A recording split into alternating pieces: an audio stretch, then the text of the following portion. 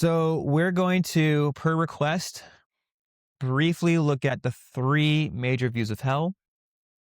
We're not going to go into the weeds. We're going to see the forest. We're going to get introduced to some of the trees, but we're not going to go down the full path of each one. If you want to, let me know, and we can. But since the request was for introduction to the other views, because some of us have never heard them before, this is purely the purpose is to be like, here's introduction. We'll mention some things that are pertinent and that distinguish them. But it's not like we're going to do a full-fledged apologetic or polemic of any of these. We're just going to be like, here's what they are. Here's why they're not heresies, as people have tried to say they are. And we'll go on from there. So we have the question of hell is one that has been on the mind of Christians for a very, very long time. And there we go. So we have to consider a couple different questions that are going on here. So first off, what is hell? All three of these are trying to understand what exactly is the punishment. And we're saying how long is the punishment, more so regarding how long is the act of punishing the ones who are lost.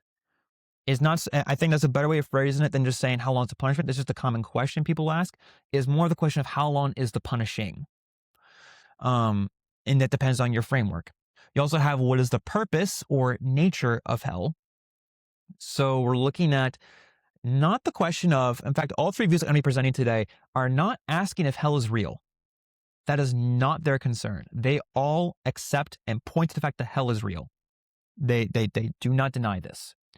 What the question is what exactly is the punishment that's happening?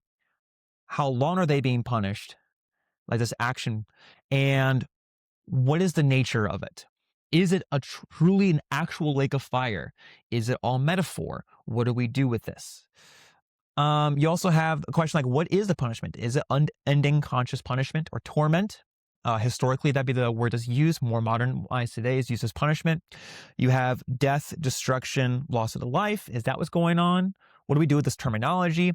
Is it purifying judgment that restores? We'll explain more what that means in a little bit. And what does the fire do? Does it torment? Does it consume? Does it refine? Does it reveal God's holy presence? Is it a mixture? Again, the point is not for me to say, here's my opinion, nor is it to say this is the one that's correct. It is pure to say, here's the three views very simplistically as I can make it. And if you want to look more into it, you're welcome to. If you want my opinions later, you can ask me. I'm going to ask that you do that after you've had time to process each of the views. I'll be willing to share where I'm currently sitting / not sitting / I'm not sure sometimes. But these are framing the questions. So let's get into the first thing. What exactly is hell and what it is not? So what I mean by this is, let's talk about the etymology of the word itself. Hell historically, in its older usage, especially in the Germanic and Nordic areas, refers to hiding / concealing place or the realm of the dead, which is very different than what we mean by that today. This is why you have in the King James, New King James, really early NIVs, where they translate things like Hades, Sheol, Tartarus as hell, because they're using it in the original Germanic sense of it being the undead. And so they refer to lake of fire as something separate. Now, later on, we start to combine those in different cultures, and Christian thought started to combine the idea of hell as a word and lake of fire. And that's when hell became the lake of fire. But earlier on, like in the King James and the Apostles' Creed, it says that, in the Apostles' Creed, it says that Jesus went down to hell. Real quick thing there, depending on your view of hell, that would be a heresy to say that Jesus went there. Because a lot of reasons, such as him being separated from the Father, him being condemned by all these things just kind of break the Trinity. We have to be very careful what we mean by this. There's a reason why some people just kind of don't like that. That's why in one of my sermons, I said he goes down below. That's what the Greek means. He goes down below. But the free version of the translation is hell because that's what the word used to mean. Doesn't mean that as much anymore. It refers to the lake of fire today. So, it's really important to understand that distinction because you're reading the King James, New King James, really old NIVs, a couple of other older ones. They're going to say hell in certain places that don't have the same baggage that what the word actually means today. But then we read into those and we assume certain passages mean certain things and they don't. An example of this would be I think it's in Luke, Jesus gives a parable where he describes the rich man and Lazarus. People will assume that that is talking about the lake of fire. Well, why? Because they translate as hell in New King James and King James, and it mentioned this gulf and this fire. It must be hell. Problem is this: the word that is used is Hades. Hades is not the same as the lake of fire. In fact, it is so much not the same thing because in Revelation 20, Hades is thrown into the lake of fire. It is destroyed by the lake of fire. It is something completely separate from the lake of fire. Hades is the Greek equivalent of the Hebrew Sheol, which just means the underworld. Now, within Greek thought and in Second Temple Jewish thought, and Jesus kind of seems to be recognizing his audience is dealing with this, so whether or not it's actually true the underworld works this way, or is Jesus accommodating his language to people to understand it in a certain way, they did have a view that there were different levels of Hades. So, for instance, some Jews believed that Abraham's bosom was kind of like the paradise side is where God's people goes. Those who were faithful to God, whether they're Israelites or non-Israelites, they were faithful to Yahweh in some sense. They go there. Then Hades itself, if they were to separate it, is a place where the bad people go. Then you have Tartarus, which is like the lowest level, which is like where the spirits of Genesis 6 go. Whether your view is regarding that be spiritual beings or humans rebellion or Nephilim, all that kind of stuff, that's like the lowest level.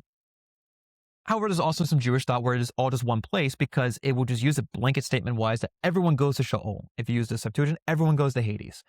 Everyone goes there. There's just not this whole idea that, oh, the good people go to heaven and the bad people go to hell. No, that's not a thing in the Old Testament. It just says people go to the underworld. Those who are taken to be in God's throne room were very select and few. But then through Christ, it seems that you can argue a few different ways. You can argue that Christ brings up people to heaven, to the skies. You can argue that there is soul sleep. You can argue there's partial soul sleep, meaning the unsaved are in soul sleep, but the saved are not. You can say that everyone is still there, but paradise is Abraham's. There's a bunch of theories you can go with. I have my thoughts. I'm not going to go there. Point being, hell is not the same thing as Hades. Never was, unless you mean hell in terms of the underworld. So if you ever hear me groan when someone reads that and they try to use it as an explanation for hell, that is why Hades is not the same thing. It is destroyed by the lake of fire. Clearly, they cannot be the same thing. Anyways, so hell today is used regarding the lake of fire. A couple other distinguishing characteristics is used of it. So, for instance, even Matthew 13 is described as a furnace. Some will point to, you can use this for one view and for another view, but you can think of like a furnace that burns so hot, kind of like Shadrach, Meshach, and Abednego.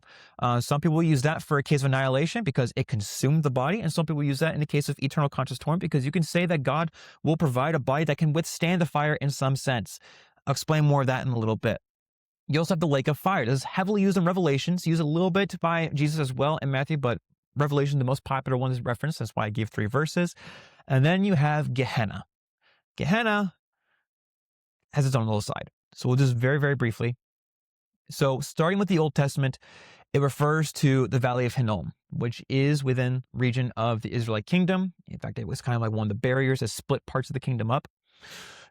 So the valley was the scene of the idolatrous worship of the Canaanite gods Moloch and Baal. This worship consisted of sacrificing children by passing them through a fire on Topheth and into the hands of the gods. Topheth is like kind of like the high places, is like their way of doing worship. So when we see in the Kings and the Chronicles referring to the high places, it's the Topheth is effectively that.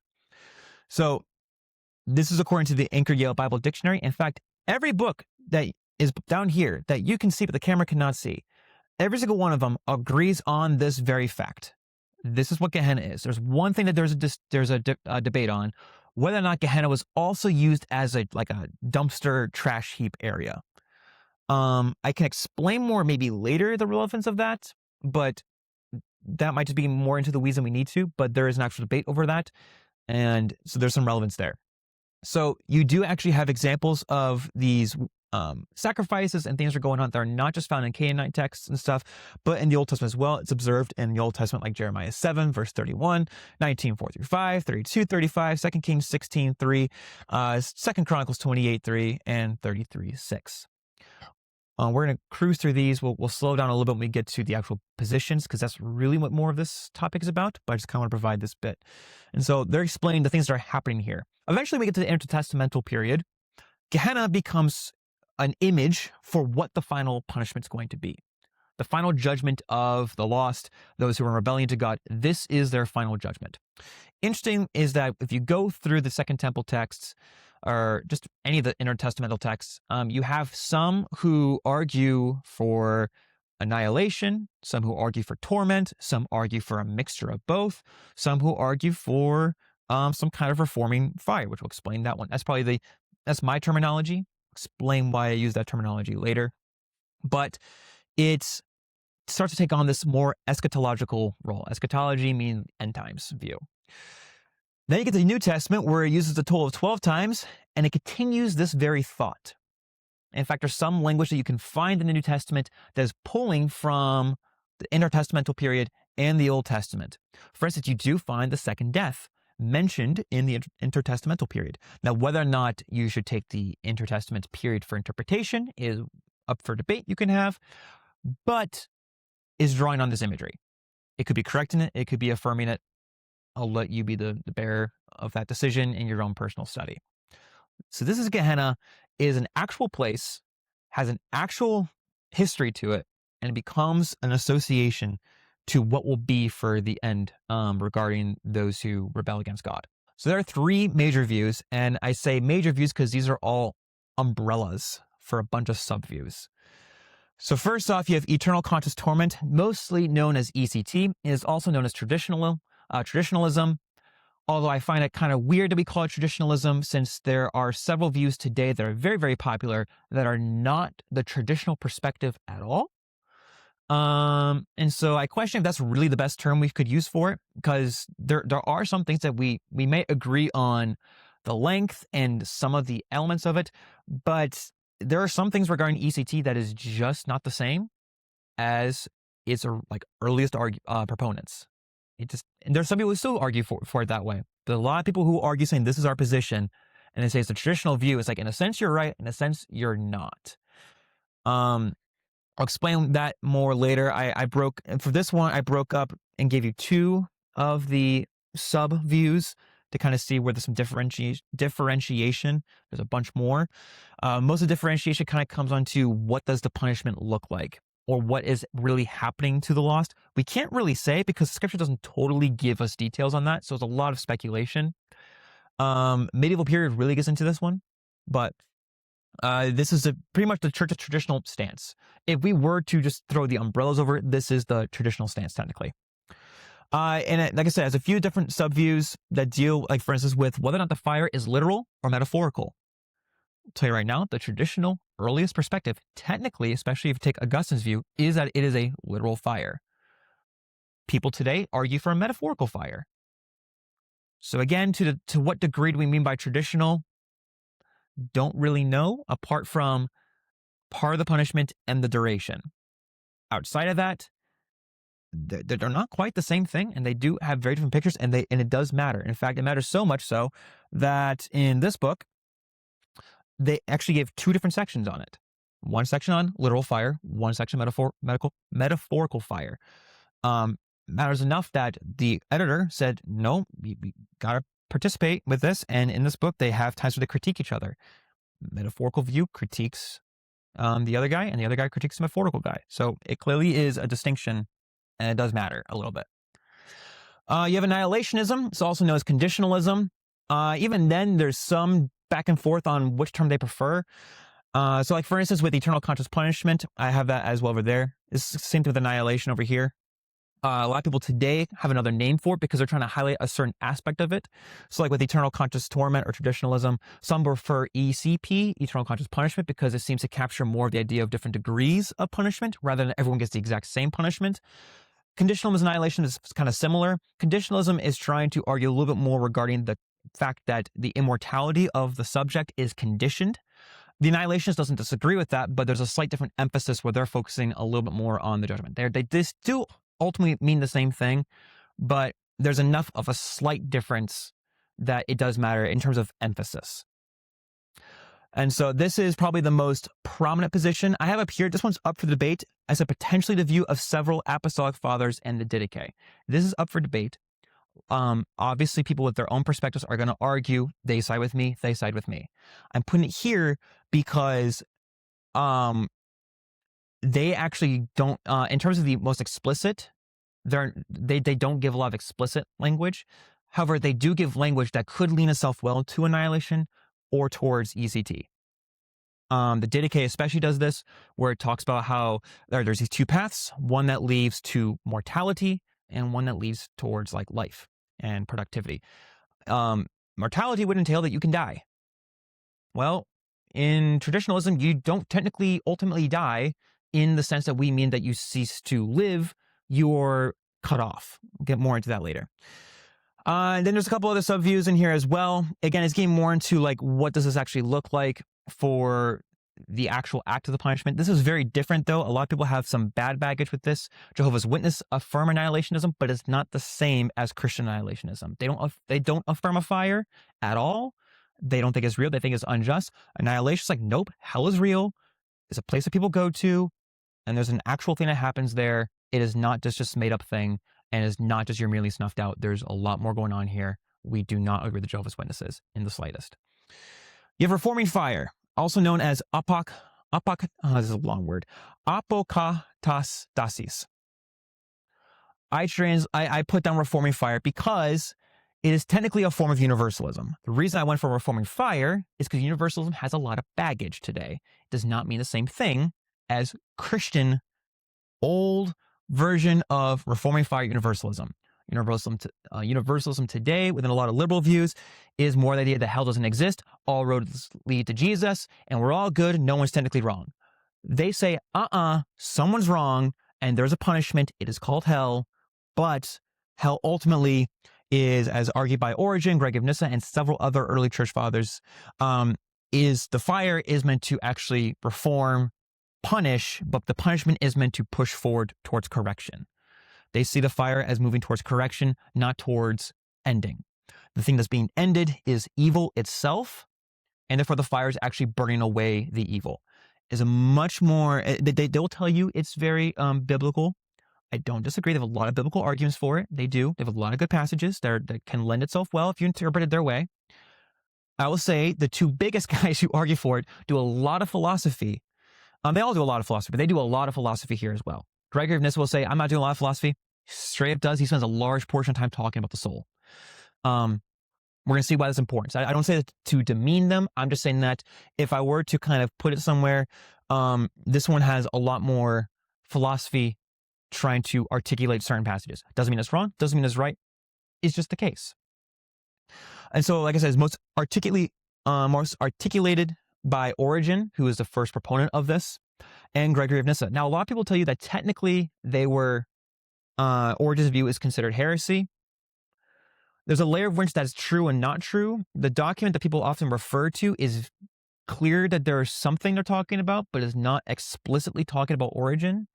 So if they're implying this Origen, sure, maybe it's technically a heresy. If they're not technically talking about Origen, then it's not a heresy, especially because the document doesn't come till hundreds of years later, if I remember correctly. At least the one that people often cite to me. And even then, if it was rejected earlier on, you have Gregory of Nyssa, who is one of the hugest like theologians of his time. Massive influence. The authority on the Trinity, actually. Pretty much, if you had something wrong, he would come to you, he'd correct you, and he had the authority to kick you out of the church because you didn't have your Trinity theology figured out. He had that level of power. And he was very humble about it. But he also agreed with Origen to a degree. Maybe not to the fullest same degree, but he had a very similar view as Origen. And so, whether or not it's technically a heresy, it's tough to say. You can definitely say it's the most, it is the smallest view. So if we were to go in order, literally most popular view, second most popular view, the minority. Then again, appeal to numbers doesn't mean anything, really. It's just the facts. So let's start with the first one, traditional eternal conscious punishment. So core claim, the final state of the wicked is everlasting, physical, and or conscious punishment. I put and or because you have to recognize that there is a layer of physicality to it. However, some people emphasize the physicality more than the mentality of it, and some will emphasize the mentality of it over the physical. But it's supposed to be both. Death is understood as separation from God, not cessation of existence. So when we say that we're talking about death in that sense. We're talking about you're removed from God's presence, which is removed from light. You're in darkness. You're in this fire. You're in all these kinds of things. Divine judgment is ongoing and irreversible, meaning that the punishment, again, you can kind of describe it in different ways, but the act of the punishing, the torment that's going with it, it is constantly going. Some have different reasons of explaining why. Some will say that it is because they continue to sin, so therefore it keeps warranting more sin to be punished. And some will say another argument that I'll explain a little bit more later. It's probably the most popular argument given by Augustine. So a common few texts, we'll look at a few more layers. I want to provide a few key words. You have Matthew 25, which mentions eternal punishment. You have Mark 9, which talks about the worm does not die, fire is not quenched. And you have Revelation 14 and 20, which refers to smoke and torment imagery.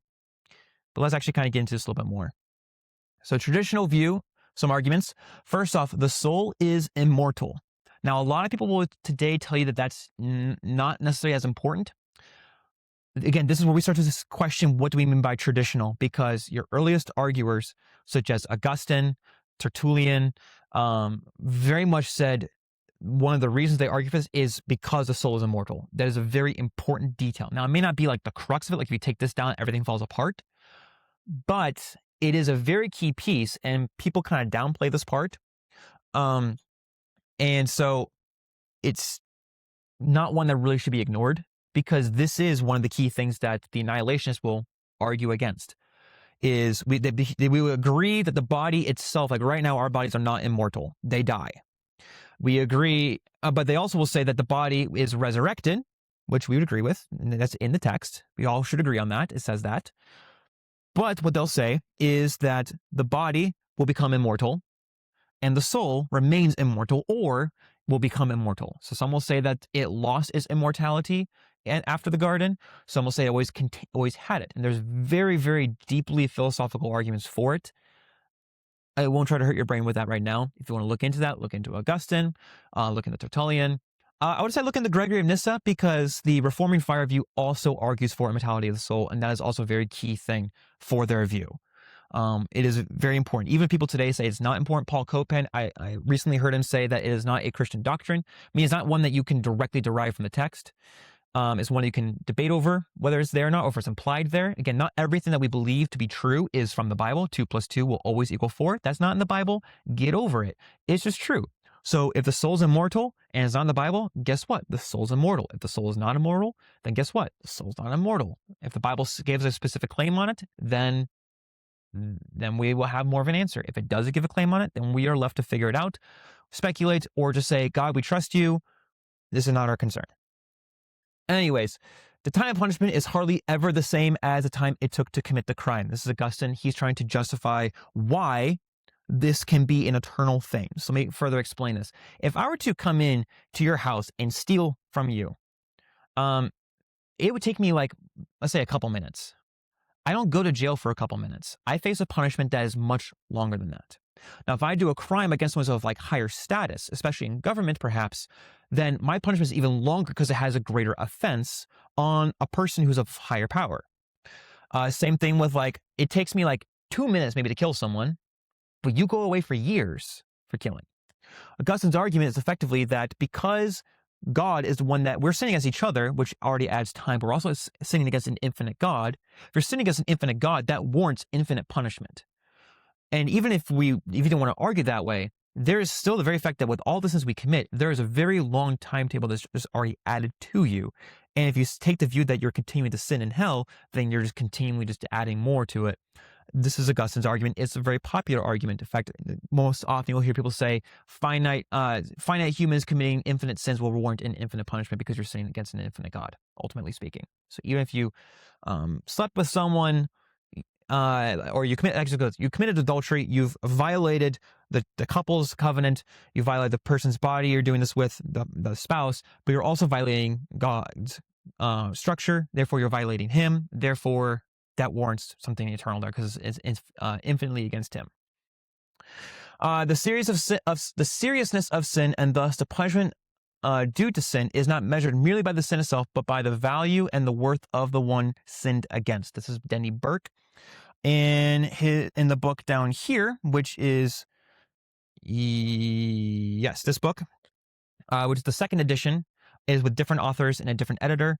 It's just by the same company, hence why it's a second edition. And so he argues for the ECT view, and so that's his argument there.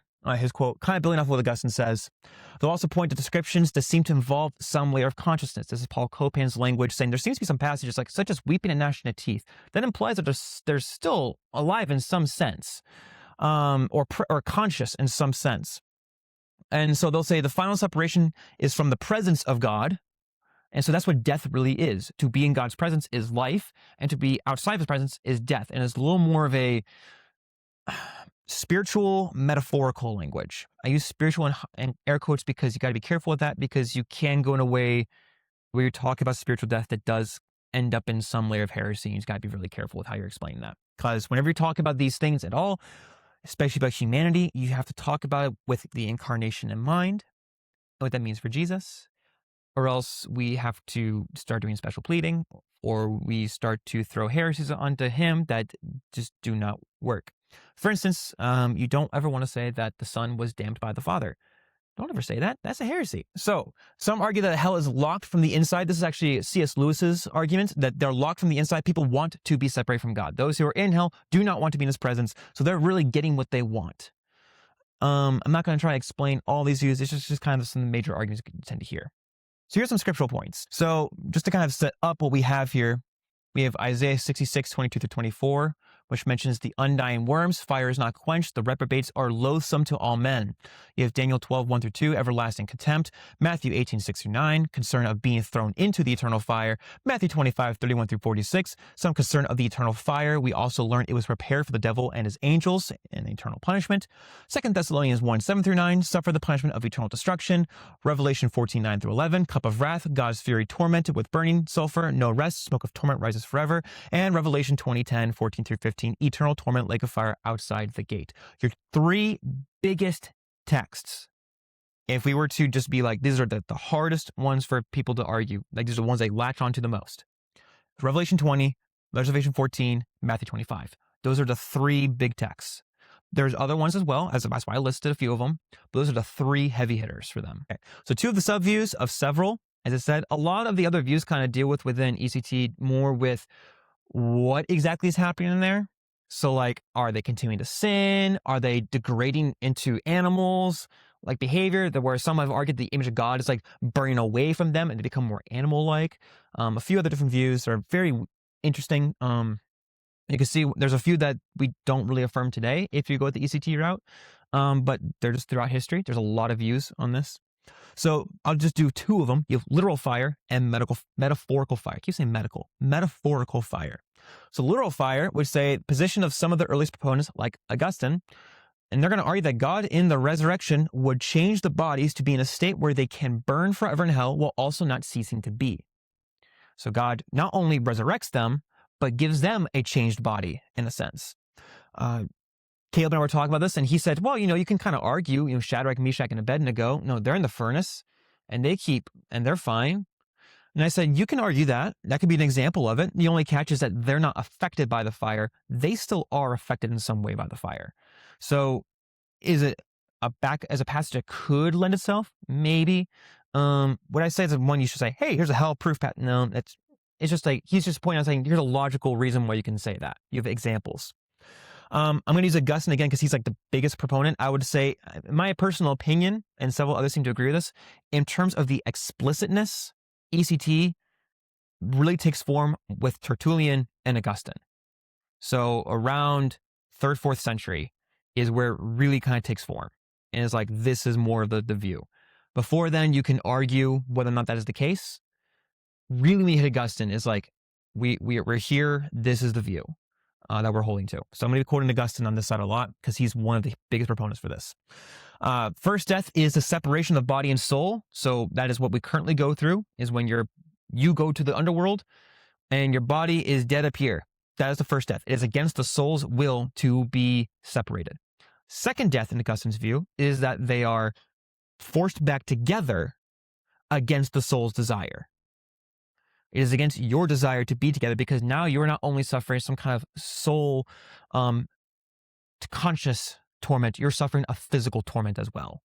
and it's something that your body wishes it would. It's something that your soul would wish that it could cease to be. It wishes it could be separated again. It wishes it could go back to the first death. Several take Hades, Tartarus, and Gehenna as there to be the same place. I just kind of show why that's not the case. I don't say this to kind of like undermine it. I'm just saying that if you go through, a lot of people today still kind of argue from those verses. That doesn't discredit their view. It just means they have less verses to use in that case. And then eternal separation. This is the second death is separation, and physical and mental punishing. Tertullian also gets into this. Tertullian basically said that if you don't affirm that the soul's immortal, you're a hooligan and you should lose your credentials, basically. And basically, you're basically an idiot if you don't believe this.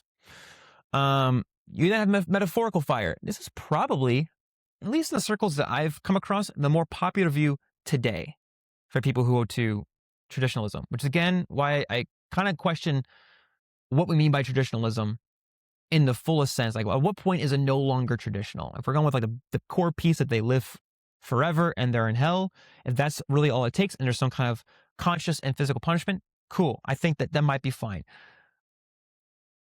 But again, the literal fire, so if we go back to Augustine, they're very much arguing immortal soul, immortal body, and literal fire. Today, it's not, those things are not as important. Anyways, position probably more properly held today. And so it points to some language referring to outer darkness and fire, and they are saying that these are mutually exclusive terms. Now, there's some who kind of say that there seems to be some instances where you have a fire, but there's still low light. That actually is a thing that exists, and they'll argue for that. But in general, they'll say these are mutually exclusive terms. So it's just supposed to be just describing the fact that it is like burning you, but it's also darkness. These are just like chaos terms. To quote William V. Crockett, fire in Jewish and early Christian writings is regularly used to create a mood of seriousness or reverence, often having little to do with the material world of intense heat. You also have eternal final separation from God, so they agree with the literal fire there. The most we can say is that the rebellious will be cast from the presence of God without any hope of restoration. I say that in terms of like what is physically actually going on. If they reject the fire, there's some things where it's like, okay, what is considered metaphorical language and what is not? They have different positions on this. I'm just saying that, like, in the most general sense for our purposes, the most you can say right now without going deeper into this is that it's at least this very separation that has some kind of physical and mental torment. There's different degrees of punishment. A literal fire agrees with this to a degree as well, depending on the person you're reading, but they really emphasize this. They're more the ones that are going to want to say eternal conscious punishment to really take an account of the degrees more so than just torment, which might just throw them all into the same boat. Do still recognize the bodily reality along with the CT. Traditional views, strengths, and questions people might ask. So why many Christians hold to it?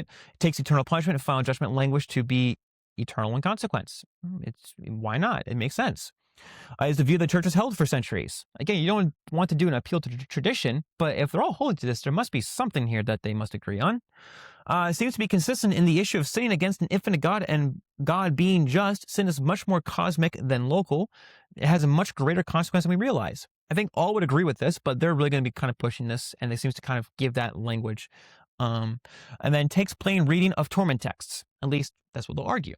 They'll take the plain reading. Questions and critics might raise. What even is death then? If death is just separation, if that's all it is, then what is that all? The question is, what even is death? If death in most cases means the body is deprived of life, which, yes, as James pointed out, is the separation of breath from the body. But the others will ask, what then is death? Is it just metaphorical language for separation? And they'll have a problem. They'll have a problem with that because everywhere else it seems to be implying this idea of ceasing to live. So then is life just not separation? Okay, so what do we do with that language? Is endless conscious torment proportionate for finite sins? Again, they have a response to this. We read, if you're ultimately sinning against God and not all punishment is given the same way. But at the same time, let's say, they only sinned up to a point. So is there a point where there is an end? Because in most cases there is, unless you do a death penalty, which involves the ceasing to live. Okay. Then again, maybe you're talking too much in judicial standpoint. Is it ignoring too much context? Maybe. And by context, we don't just mean literary context. We mean cultural context, Jewish context in terms of the other texts. Is there other things that are missing here? Especially if there's other views in Jewish thought that wasn't just this one view. How did Christ's death really cover this? The torment would have been temporary, not eternal. So you kind of get into the question of the atonement. What does this really entail? If Christ didn't suffer eternally, and the idea is that or Christ's not being tormented, or like when is he being tormented? Because we have him in the underworld, but he seems to be fine. So is a torment tacked onto the anguish when he's dying? Like, what is that? What's going on? Is it not that? What do you do with the fact that the resurrection is about the bodies being risen and they're being alive, and that is a victory that we can have in Christ, but they're also being risen? Doesn't that just mean that the resurrection then just means all are raised, and then what really is the purpose of the first death to die? Like, everyone's going to resurrect a body. Okay. What about the passages that seem to have a finality to it? Smoke language. If you have smoke, you can have smoke after a fire is done, after a thing's done being burned. Also, some of the things that the smoke language comes from are from things that no longer exist. We'll see that from annihilation perspective in a second. And there's other questions. These are just a couple of the first ones that came to mind when I'm trying to put on the hat for other people. There's plenty of other questions, plenty of positions to kind of go over, but that's ECT very briefly. Conditionalism and annihilationism. This is the second most prominent view. Core claim: immortality is a gift God grants, not an automatic possession of every soul and body. So all of them agree that the body is given immortality. The conditionalists will say not only is the body not immortal, the soul is not immortal. The wicked are finally destroyed. The wages of sin is death. Okay, so if the consequence of sin is death, and we understand that for Adam, that did mean he actually died. Like, he physically is going to die. He no longer has access to the tree of life. Then it seems to be that the wages of sin and the second death means that they cease to be entirely. Punished may be conscious, but it ends in irreversible death. Think of a firing squad or capital punishment. Kind of get into more of that in a second. These are some of the common texts they'll appeal to, and we'll see more later.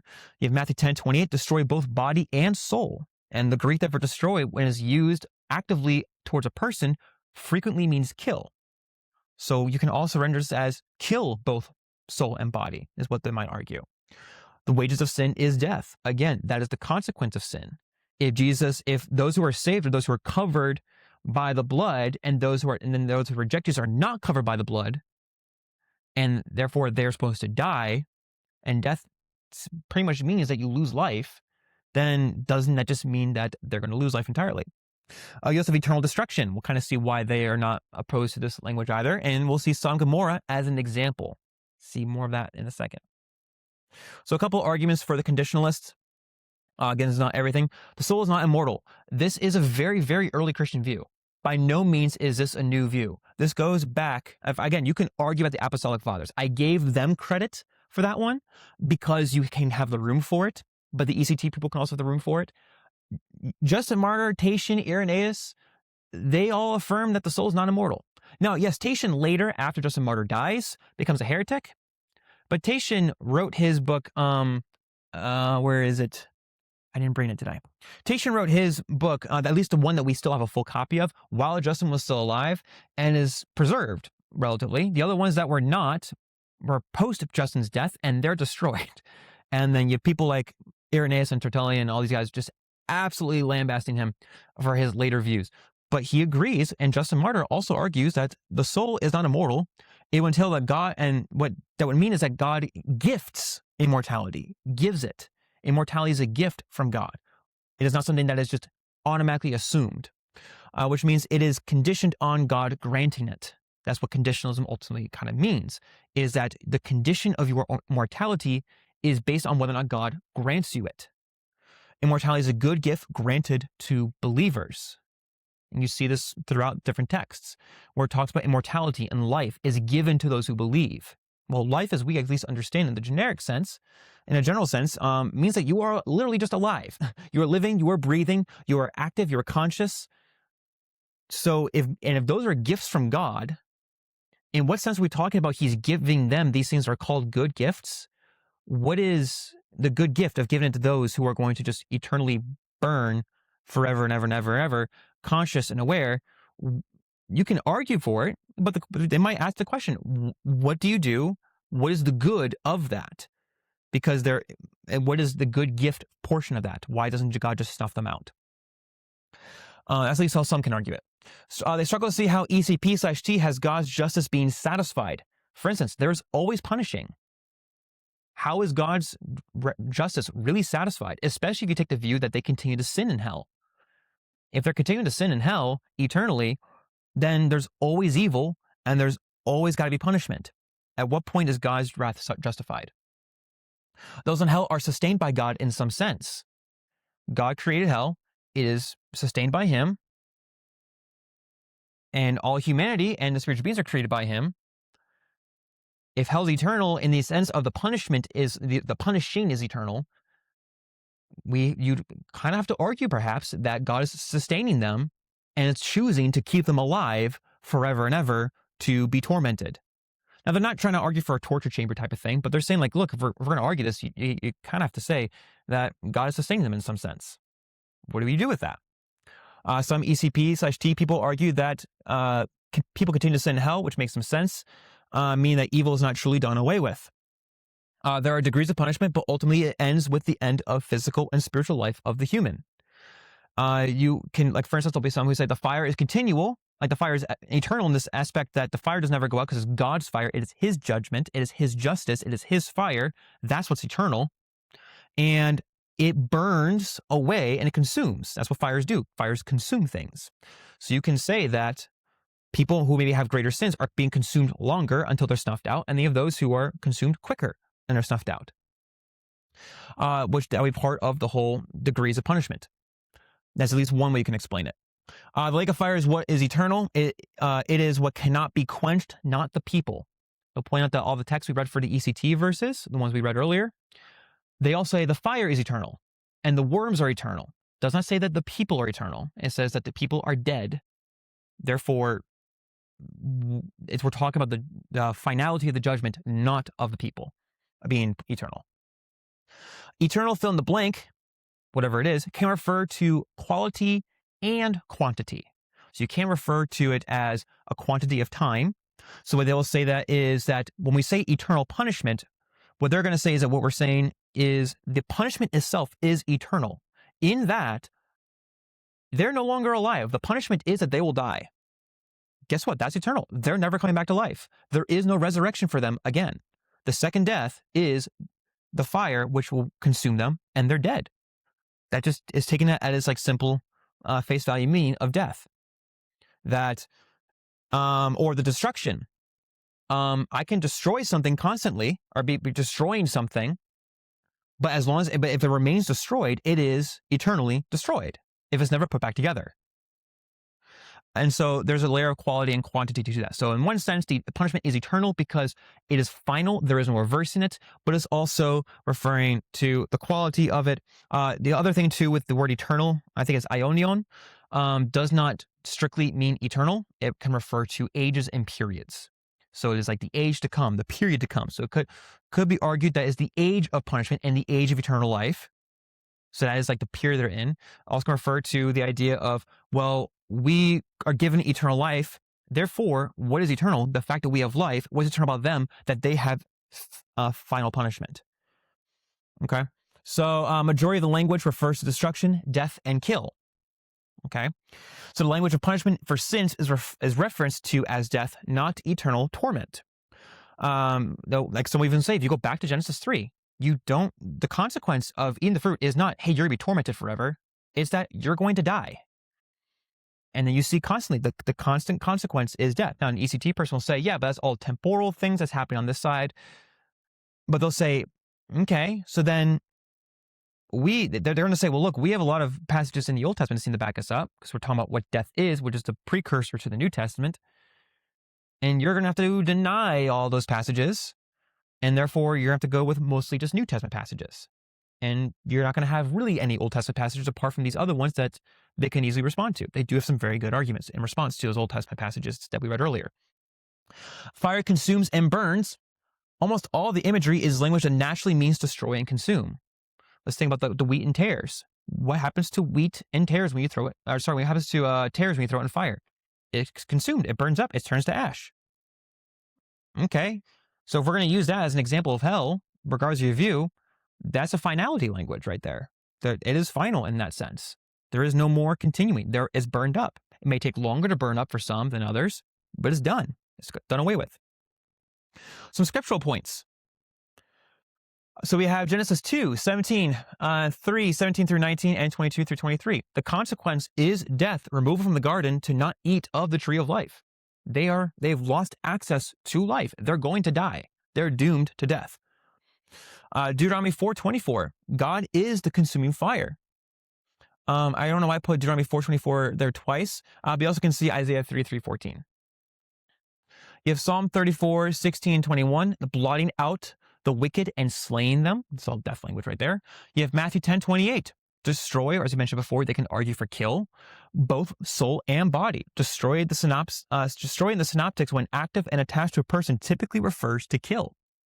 And this would be a person. Your soul and body is referring to a person. So one can it not mean that God's going to kill you in that sense. You have Romans 6:23. The wages of sin is death. This entails physical death. It seems odd that since both are resurrected in the end times, that the consequence of sin is death, and yet their death is undone and are left to live forever in terms of soul and body. So it's like, what really is the consequence here? Is it just going to be, if we're saying the wages of sin is death, is it like for the first death, is it just like, hey, you died and now you're brought back and now you're just separated? That's kind of one of the questions they're asking. Second Thessalonians 1:9, eternal destruction. The destruction is what's eternal. It is not destroying eternally. The destruction is what's done is eternal. You have 2 Peter 2:6 and Jude 7. Sodom and Gomorrah are used as examples with smoke rising eternally, but Sodom and Gomorrah are completely and totally destroyed. And there is no literal smoke rising forever and ever. But these are verses that God uses to refer to the end of the people. Okay, well, if Sodom and Gomorrah is no longer, and the smoke is not literally rising forever, but it's referring to the finality of it, why can't we say the same thing about humans in the final punishment? They are snuffed out. It will be final. There is no coming back from it. The second death then is the lake of fire consuming them and destroying them. It is not this whole idea that hell doesn't exist or that hell is only temporal. No, they're saying that some of them are okay with saying that hell is eternal because it's God's fire. They're saying the people in the fire are not eternal, and they'll point out that there's not really any verses that say otherwise. There's not a verse that really says the humans are immortal apart from God granting it. They'll point out that there's not really a verse that's saying that they're going to be kept alive forever and ever. You have the Revelation passages, and of which they have responses to, and they can be very compelling. So it's not like this just made up doctrine. This is a very, very old view. It is as old, if not older, depending on who you talk to, than ECT. At least in terms of its explicitness. Because again, you have people before who are denying things that ECT affirms. They also have Arnobius and a few other people who are going against this. Arnobius is probably one of the most explicit teachers on this. Tatian, Justin Martyr, Irenaeus, perhaps Ignatius seem to allude to this idea. They're all pointing to the idea that life is a gift from God. It is a good gift. Immortality is a good gift. So in what sense is it a good gift to give it to the lost? They'll say that they're resurrected, but that is the finality of the body and soul being destroyed, entirely killed forever. A couple subviews: partial conditionalism and full conditionalism. Partial conditionalism, in short, refers to all human beings will go through punishment of fire, consuming them with the eternal effect of being dead forever. The devil and other spiritual beings are tormented eternally because they knowingly sinned and deceived others to go against God. So they're taking that Revelation passage. The partialists, at least, I want to say partialists, the partial conditionalists are saying that, look, okay, right here, the ones you're described as being tormented are the devil and the beast and the the false prophet. Just blanked on that for a second. The other ones are not described as being just tormented forever and ever in that passage. In fact, they're saying like, look, it clearly separates the two of them in two different ways. Humans are, yes, responsible for their actions, but they were also deceived, making a different set of degrees of punishment compared to that of spiritual rebels. So some will say that because they are responsible for their sin, but because of the sense in which they were deceived, that's why they're not being punished. They're not eternally going through punishing. If I were to put an ing at the end of that. Full conditionalism, all humans, the devil, and other spiritual beings are completely annihilated, destroyed. They do not exist. To keep them all alive seems to imply in some sense God is sustaining them eternally, which then means justice is not fully satisfied as rebellious people are continually being punished. Conditionalism, strengths, and questions. Why many Christians hold to it, uses death, perish, destroy, consumed in their ordinary sense. They're going to say you don't have to do any extra gymnastics. No, they're not saying that it only ever means those things, but they're saying that it's not like you're having to reinterpret the passage totally to accommodate for the fact that this word is here, unless the passage demands it. Emphasizing immortality as God's gift in Christ. Maintains the idea of the punishment being final, is eternal because the effect of the punishment lasts forever. It avoids picturing evil as eternally existing alongside God's kingdom, or the idea that God is sustaining the lives of those in hell for eternity. They'll and the Reforming Fire people will point to the fact it says God is all in all, well, and that there is no more evil. If hell still has people eternally living in them, they're saying, like, how do you explain the fact that you have evil people who are still alive? You have evil still there. How is God all in that sense? That's one of the questions. It's not the best way to word it, but it's one of the questions they'll ask. Critics will raise this: how should texts about torment, weeping, and quenchable fire be handled? They have some responses to this. Does it minimize the seriousness of final judgment?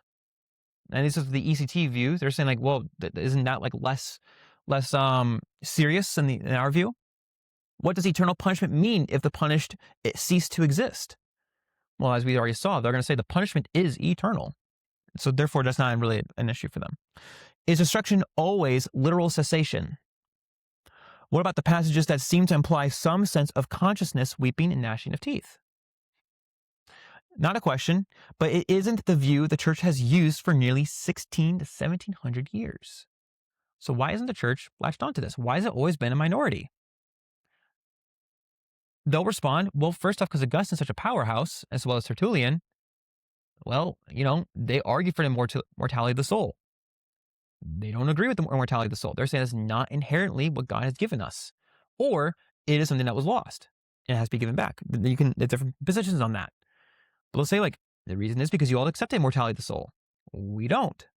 Which is why I said it is a very key point that even though some traditionalists kind of put that down, they're saying that it's not really important things. Like, conditionalists like, nope, that's a pretty key thing between us and you. And that's why we start to come to these conclusions, because that presupposition sets up how you read the rest of the texts. Reforming fire. This is the smallest of the views, or restorative judgment. God's judgment is truly fearful, but ultimately purifying and restorative. Fire is read as refining, exposing, correcting, rather than only tormenting or consuming. Often associated with hopeful universal reconciliation, though versions differ. You have passages, just a couple quick ones. 1 Corinthians 3, 13 through 15. You have saved through fire. You have fire being used here to refer to correctiveness or refinement or restored or purification. You have Colossians 1:20, reconciliation of not some things, all things. You have Philippians 2, 10 through 11, every knee and tongue shall bow. Every tongue will confess. Here's some key arguments. The soul is not made up of parts. It is from God and is therefore immortal. Gregory of Nyssa and Origen. The Bible speaks of bringing all things to unity in Christ. As we just saw a couple passages. This is from Robin Perry. The end is always like the beginning, and therefore, as there is one end of all things, so we must understand that there was one beginning of all things. Origen is saying that we started here, we're going back here. Well, if back here is where things were all set right, then we're going to go back there to that point. For evil must be altogether removed in every way from being, as we have said before, that which does not eternally exist must cease to exist at all, since evil does not exist by its nature outside of free choice. When all choice is in God, evil will suffer a complete annihilation because no receptacle remains for it. In short, he's saying that the fire burns away all evil out of the people. That is part of the refinement. Punishment can be severe in extreme cases, but generally speaking, when harm does occur, the goal isn't to exact punishment for its own sake, but to mend the breach and restore peace and harmony. It's from Eitan Bar, where he's pointing to the fact that you have a lot of passages of punishment being used to bring people back. Sure, might mean the end of it in some cases, but in a lot of cases, it's talking about restoring and fixing things, putting them back. You're being punished for a purpose, and that's to go back to where you were before, not into this way you've been going. To quote Robin Perry again, so is everyone currently justified? Yes and no. In that Christ has been raised for our justification, we are all already justified in his resurrection. However, it is only as we respond in obedient trust to the gospel and are united to Christ by the Spirit that we participate subjectively in this justification. So if I could just kind of summarize this up briefly, hell is a real place, unlike modern universalism. That's why we're calling reforming fire. Hell is an actual place. There is punishment there. And what's done away eternally is evil. There is no more punishment. That is the finality of it. The punishment is done. You have finality and it is eternal because evil is completely destroyed in that sense. Gregory of Nyssa is trying to argue that the soul, because it has no parts, is not made up of parts, it is also of God. It must come back to God, and therefore it will live on eternally. And so the fire is there to purify and to bring back. What is lost for those who are lost is that they don't get the full rewards and full benefits of the new kingdom, but they are restored to God. That Christ came to save. He came to be all in all, not all in some, would be like some of the way that they would kind of explain it. And so there is a real punishment. Unlike, again, modern universalism would deny hell. They're saying, no, hell is a real place. There's punishment there, but it's there ultimately is to eradicate sin and correct humanity. So scriptural points, you have Isaiah 45:23. Every knee will bow and every tongue shall confess, or can also be translated as swear. In that case, it refers to showing allegiance publicly to God. So they're saying, look here, you have Isaiah, of which later passages use, saying that every knee will bow, every tongue will confess allegiance to God, swear to him, every single one of them. We see that it was through one man's trespass to led to condemnation for all men in Romans 5:18, leads to justification and life for all men, not some men. It leads to justification and life for all. It doesn't say that all might be saved or all might be condemned, but that through one, all, and the same of the other. 1 Corinthians 15:22, similar to Romans, where pos, this is the Greek word that is used throughout here in the Greek, shall be made alive in Christ. That's the word for all, every kind, everything. It's not like there's no distinguishing parts there. All of them are restored. Philippians 2:9-11. Notice that it says every knee will bow, because it's quoting Isaiah 45. Every tongue will confess, which pulls from pos, meaning all. And if we were to say it pulls from Isaiah, then confess and swear, that would mean that they all show allegiance to him. And every totality, the whole world. That's what the word would entail. Colossians 1:20. Through Christ, all, or pos, things will be reconciled in heaven and on earth via the blood of Christ on the cross. 1 Timothy 2:3-6, God's desire is for all to be saved, and Christ is the ransom for all, not some. And so they're saying that this word doesn't mean part, some, it means everyone. So they're not crazy. They have actual passages that are saying, what do we do with this? If there seems to be something here. If God is love, he restores. Yes, he punishes, he's just. That's why evil will be eradicated, but all. In what sense is that just metaphorical? Why use metaphorical language for all people if he doesn't mean all people? Some strengths and some questions. Why some Christians hold to it. Connects judgment with God's healing, restorative purpose. Takes seriously passages about God reconciling all things. Uses biblical refining fire imagery as a controlling theme. And emphasizes that God's victory over evil is total, not merely punitive. Questions people might raise. Does it flatten warnings about irreversible judgment? Okay, that's where kind of two views come in. I didn't give his own slide because it's, again, it's such a minority view. There's not a ton I could get on this. There's two different views. Some will say that all humans are restored, but all of Satan and his followers will not be restored. And so maybe they will go through annihilation, some will say, or maybe they will continue to live forever. But they'll say, okay, if we're talking about the spiritual beings, perhaps not, but at least for humans, I mean, I guess no. It's not final. It's not, the going away of evil is what is irreversible, but so that's what that is. How does it handle eternal punishment and second death? What do you do with that? Does it undermine urgency, repentance, or human freedom? Some will argue, well, if they're just going to be restored anyways, what's the point?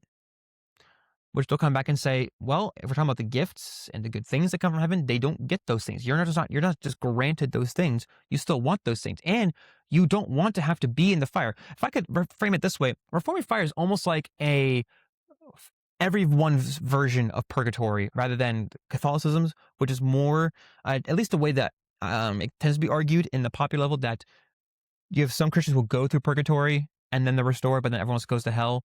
This is almost like purgatory for everyone, and that those who are lost go through their own purgatory. So there is something painful there. You don't want your brother and sister in humanity to burn and to be hurting. You want them to start going through the restorative process now while we're here, so that way they can receive more gifts and rewards in heaven and the new creation, rather than just being alive. And they're not saying that that's not a great gift, but there's other good gifts that God wants to give.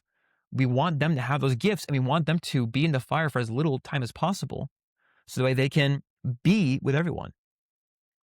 Is universal restoration clearly taught or only hoped for? That's what some people will argue.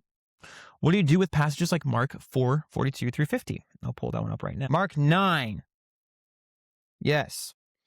Whoever causes one of these little ones who believe in me to sin, it would be better for him if a great millstone were hung around his neck and he were thrown into the sea. If your hand causes you to sin, cut it off. It is better for you to enter life crippled than with 2 hands to go to hell, to the unquenchable fire. And if your foot causes you to sin, cut it off. It is better for you to enter life lame than with feet to be thrown into hell. And if your eye causes you to sin, tear it out. It is better for you to enter the kingdom of God with 1 eye than with 2 eyes to be thrown into hell, where their worm does not die and the fire is not quenched. For everyone will be salted with fire. Salt is good, but if the salt has lost its saltiness, how will you make it salty again? Have salt in yourselves and be at peace with one another. Now, they do have a response to this, but in general, it's like, what do you do with that? There's a lot of warning about hell and talk about entering the kingdom versus entering hell. Okay, so that's a legit question that people will kind of press back on. It's like, well, what do you do with that? So just a very brief comparison. Traditional ECP, final state, unending conscious physical punishment. The fire is torment or exclusion, depending on the view you're taking. Emphasis, severity of sin and judgment. Pushback, proportionality, and final victory. Conditionalism, final state, irreversible, destruction, and death. Fire consumes, emphasis, life as gift and death as wages. Pushback, ongoing torment imagery. Reforming fire, final state, restorative purification. Fire refines, emphasis, reconciliation and healing. Pushback, warning texts, and finality.